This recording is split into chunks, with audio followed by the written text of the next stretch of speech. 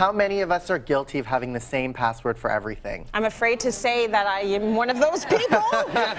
Let's start with passwords. For me, I want to help everybody have a formula to create a different password for every site, but still one that we can all remember. And I have a system for that. Okay. Are we ready? Tell me the system. Okay. So first, I have 3 different types of passwords. I have 3 root passwords for casual sites like newsletters. Yep. I have a medium security one, which is for social media, and then high security passwords for things like my banking systems. That's something that you really need to keep separate from everything else, because should someone hack your banking password, or rather they hack your social media, then they can get into your bank and take all your money, right? That's right. We don't want that. But how do you remember that password, right? Yeah. So this is my formula, Okay. and this is my secret. So I always have a root password. So say my favorite password is Cityline with a capital C. Okay. You put that in as your root password. Then for the second part, where it says platform, I put in Facebook or Twitter or Instagram. bank.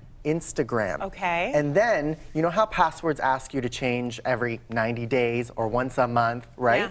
You have to have a rotating portion. So for me, what I like to do is I like to put in the month and the year.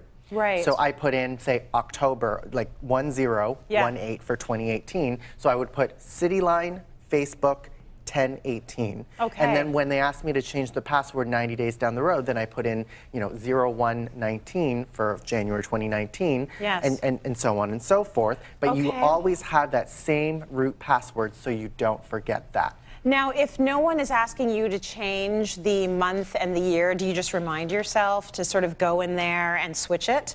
Because something should rotate, right? Something should rotate, and it's good to be in the general practice of changing the number all the time. Yeah. And you may ask too, what if one person guesses that formula and tries all of the other sites? What I like to do is I do like to go through different numbers that might not necessarily be the month and the year, and that way they're not just predicting what the next number is going to be, but that is reliant on you remembering that number. So that's to take it one step further. Having different passwords is really important, and if you feel that your social media account has been hacked, you must get in touch with the social network itself. So Twitter, Facebook, Instagram, they all have ways to report, and they have teams that look at identity fraud online. Yes. And then when it comes to someone stealing your information, one really good tip is to pull your credit report regularly.